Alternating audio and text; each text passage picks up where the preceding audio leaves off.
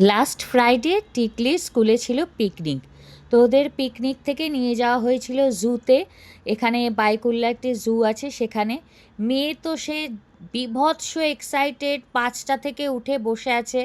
আগের দিন ঘুমোতে যাবে কি বারবার জিজ্ঞেস করছে, মা আমার দেরি হয়ে যায়নি তো, দেরি হয়ে যায়নি তো। সে কিছুতেই তাকে ঘুম পাড়ানো যাচ্ছে না, এত এক্সাইটেড।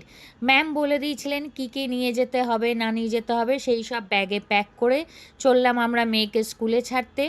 ও তো ভেতরে ঢুকে গেল, তারপরে আমি আর ওর বাবা অনেকক্ষণ বাইরে অপেক্ষা করছিলাম।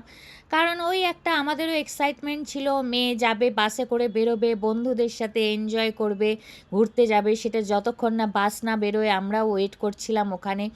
আর ওদের স্কুলের সেফটি সিকিউরিটিটা এত ভালো, মানে কি বলবো। যেহেতু মিলিটারি স্কুল, ওই জন্য কোনো রকম কোনো ভয় নেই, মানে বাচ্চা ছাড়তে কোনো রকম কোনো ইনসিকিউরিটি বা ভয় আসে না।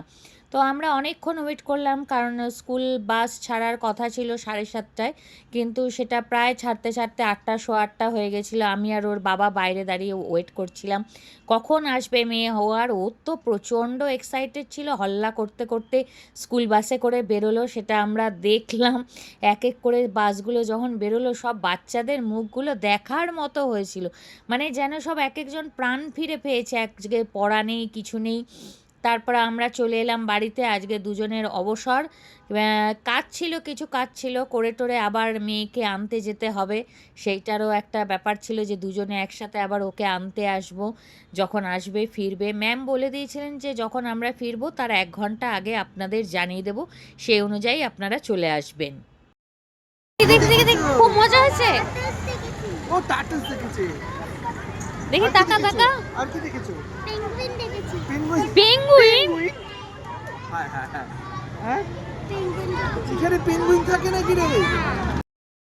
তো তারপর টিকলি আসার পর ওকে নিয়ে বাড়ি চলে এলাম আমরা দুজনে। আর ও প্রচণ্ড ক্লান্ত হয়ে গেছিলো, কারণ গরম ছিল খুব।